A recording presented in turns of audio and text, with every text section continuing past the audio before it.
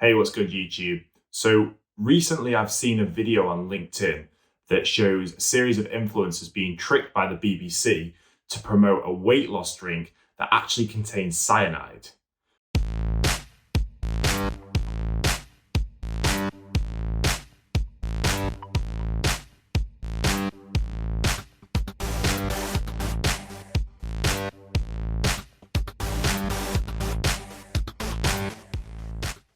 Right then, so Zara Holland, Mike Hassini, and Lauren Goodger were all tricked by the BBC into promoting a product that contained cyanide.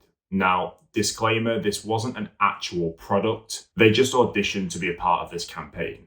However, what was made very, very clear to these influencers was the fact that they wouldn't be able to try the product before they actually promoted it, nor would they even want to.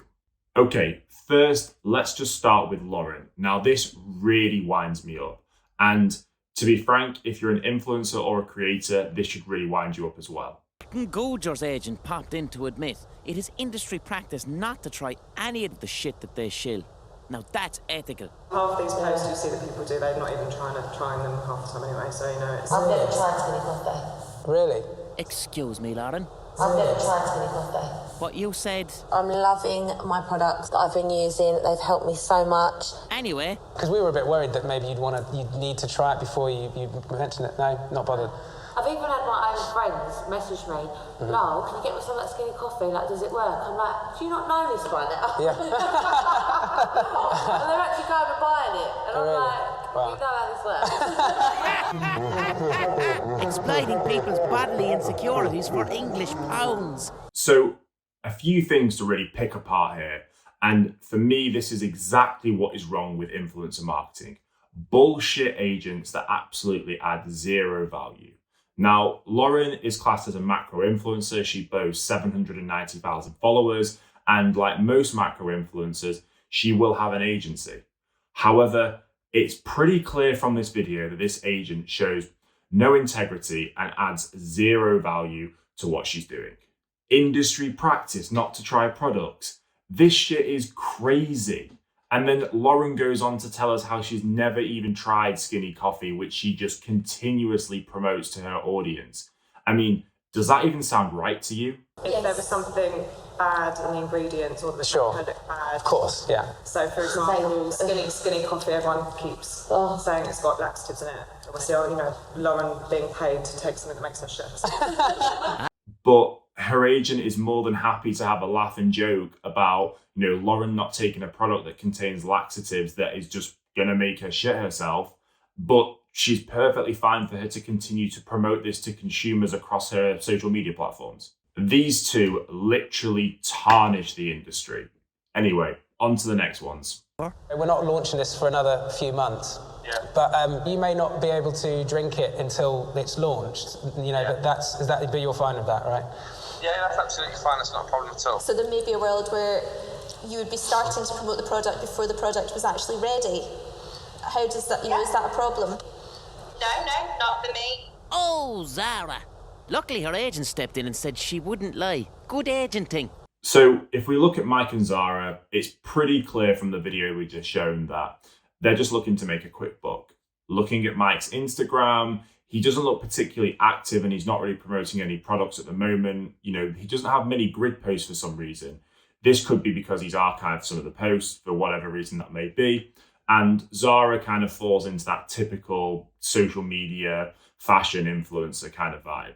Now, when promoting a product, whether it, be wearable or, consumable, it's really important to understand who's behind that product. You don't want anything that could come back to haunt you in the future, like maybe the ethics of the company or, maybe the previous people they've been associated with.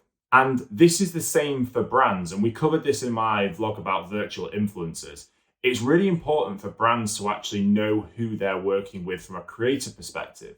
Do your due diligence on who you are having to represent your brand, because ultimately, if you don't, something could come back in the future that's really going to fuck you up. However, when it comes to promoting a consumable good, this is a whole different scenario. And to be honest with you, any good or product that, you know, putting on your skin, or that's something that isn't necessarily wearable, but that could damage you, is really serious. I mean, does anybody remember those little sucky lip things that everybody was using? A little bit of cheap plastic that, you know, girls would suck their lips into to make them plump.